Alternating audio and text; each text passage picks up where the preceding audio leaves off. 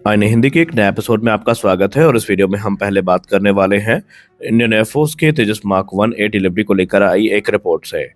हम सब ये मान के चल रहे थे कि मार्च 2026 तक भारतीय वायुसेना को कम से कम जो 5 तेजस मार्क 1 ए फाइटर एयरक्राफ्ट है या अल्फा एयरक्राफ्ट है वो डिलीवर कर दिए जाएंगे। लेकिन इसी बीच जो द प्रिंट के पत्रकार हैं एलेक्स फिलिप, जो कि बेसिकली डिफेंस मामलों को कवर करते हैं, उन्होंने ये बताया कि जो तेजस मार्क 1 ए की डिलीवरी है मार्च में, इसको लेकर अभी कुछ कहा नहीं जा सकता है। इस पे अनसर्टेनिटी के जो बादल हैं वो मंडरा रहे हैं।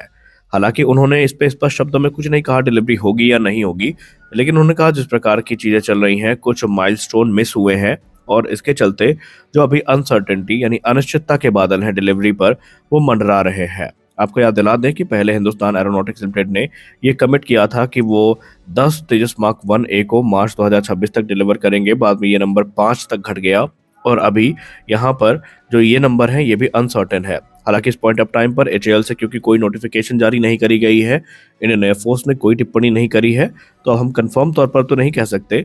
लेकिन द प्रिंट की रिपोर्ट में कुछ ऐसी ही चीजें सामने आई हैं कि जो डिलीवरी टाइमलाइन है वो एक बार फिर से मिस हो सकती है। हालांकि हम तो यही चाहते हैं कि इस चीज़ का खंडन एचएएल आके सामने से करे, और क्योंकि इस समय काफ़ी ज़्यादा रोष की भावना ऑलरेडी चल रही है, तो ऐसे में बेहतर यही होगा कि जो एक पारदर्शिता है वो बनाई जाए।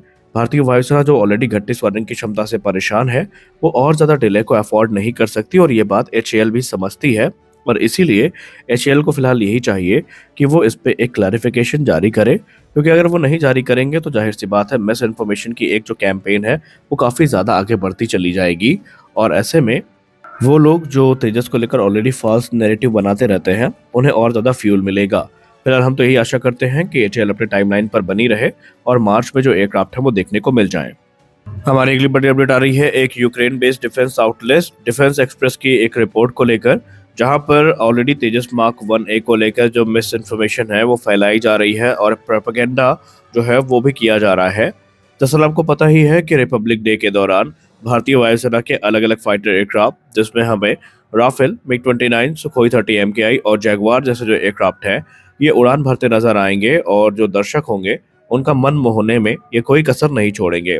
लेकिन इसी बीच यूक्रेन बेस्ड डिफेंस आउटलेट जिसका नाम डिफेंस एक्सप्रेस है, उन्होंने एक आर्टिकल पब्लिश किया है जहां पर वो ये दावा कर रहे हैं कि तेजस मार्क 1 ए की जो एब्सेंस है रिपब्लिक डे परेड से या फ्लाई पास से, उसके पीछे का कारण है दुबई एयर शो में हुआ क्रैश। दरअसल उन्होंने सीधे तौर पर बिना फैक्ट की जांच किए, बिना रूल और रेगुलेशन के पढ़े ये दावा कर दिया कि क्योंकि तेजस जो रिपब्लिक डे परेड है या फ्लाई पास्ट है उसमें हिस्सा नहीं ले रहा है, तो उसका सीधा एक ही कारण है कि भारत के ने जो दुबई में अपना हादसा देखा है उसके बाद से तेजस पे जो भारत की रिलायबिलिटी है वो कम हुई है और यही कारण है कि भारत अपने तेजस को लेकर परफॉर्म नहीं कर रहा है। दरअसल उन्होंने एक क्लियर जो गाइडलाइन है रूल और रेगुलेशन की, उसको पढ़ना ही मुनासिब नहीं समझा। इसके पीछे का असली कारण क्या है आइए जानते हैं। देखिए, ये एक जानबूझ कर चलाया गया नैरेटिव है, इससे कोई इनकार नहीं कर सकता है।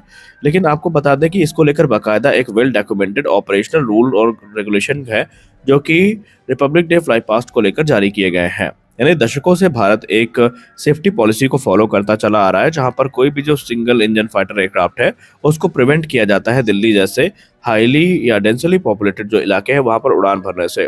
क्योंकि अगर बर्ड स्ट्राइक की कोई भी संभावना होती है या इंजन फेलियर की कोई संभावना होती है सिंगल इंजन फाइटर में, तो वहां पर उसको रिकवर करना थोड़ा मुश्किल हो सकता है और यही कारण है कि जो सिंगल इंजन फाइटर है उन्हें अवॉइड किया जाता है।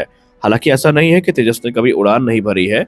तेजस ने 26 जनवरी 2017 को फ्लाई पास में पार्टिसिपेट किया था और इसी प्रकार से मिराज 2000 भी पहले भी कर चुका है।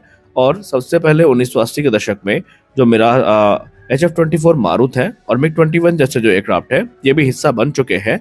लेकिन क्योंकि अब जो सेफ्टी पॉलिसी है उसको काफ़ी गंभीरता के साथ देखा जाता है, तो इसलिए सिंगल इंजन फाइटर को फिलहाल यहाँ पर उड़ने से मना ही है।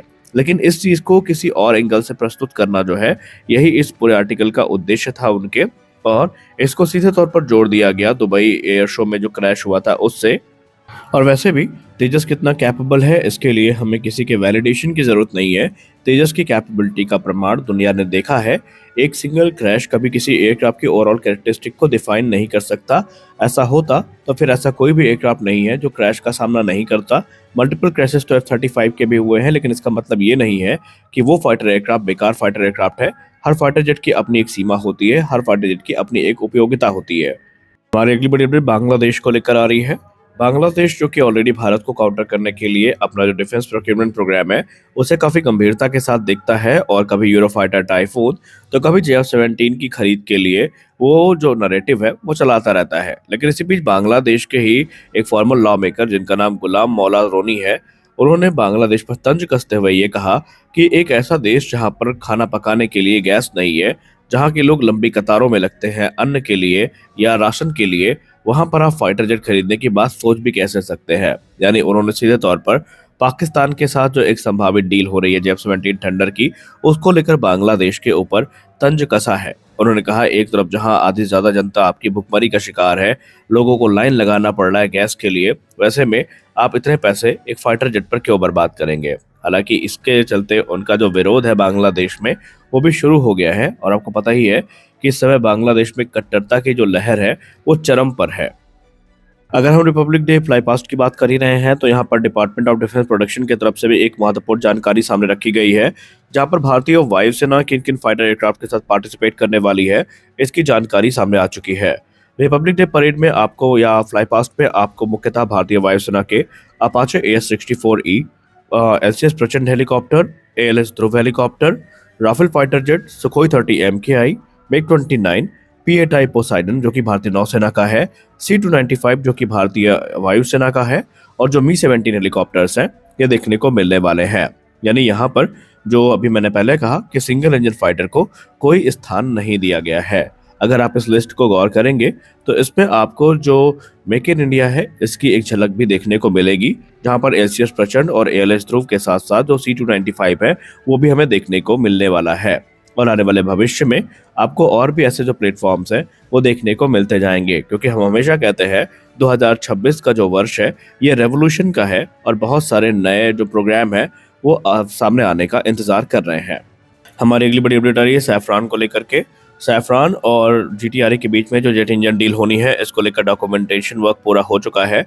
अब रिपोर्ट सब दावा कर रही है कि संभावित है कि जब फ्रांस के राष्ट्रपति इमैनुअल मैक्रोन भारत के दौरे पर होंगे तो उसी दौरान जो भारत और फ्रांस के बीच में जेट इंजन डील है ये ऑफिशियली साइन कर ली जाएगी। हालांकि उस डील में सिर्फ औपचारिकता ही बाकी है अनाउंसमेंट की, बाकी सारे काम पूरे किए जा चुके हैं। यानी कि जिस चीज़ का हमें काफ़ी लंबे समय से इंतजार था अब वो दिन आने वाला है, और एडवांस मीडियम कॉम्बैट एयरक्राफ्ट के लिए 120 से लेकर 140 किलोटन का जो इंजन है ये अब विकसित होने के लिए काम शुरू हो जाएगा। आपको बता दें कि यहाँ पर भारत को full transfer of technology, intellectual property rights France की तरफ से ऑफर करी जा रही है, और उसका सीधा मतलब ये है कि भारत के पास इंजन तो होगा ही होगा, लेकिन उसके साथ उसमें बदलाव करने, अपग्रेड करने की पूर्ण स्वतंत्रता भी होने वाली है। आज के इस वीडियो में बस इतना ही। आशा करते हैं वीडियो आपको अच्छी लगी होगी। वीडियो अच्छी लगी वीडियो को लाइक करिए, नए हैं चैनल को सब्सक्राइब करिए। मिलते हैं अगले वीडियो में, तब तक के लिए जय हिंद।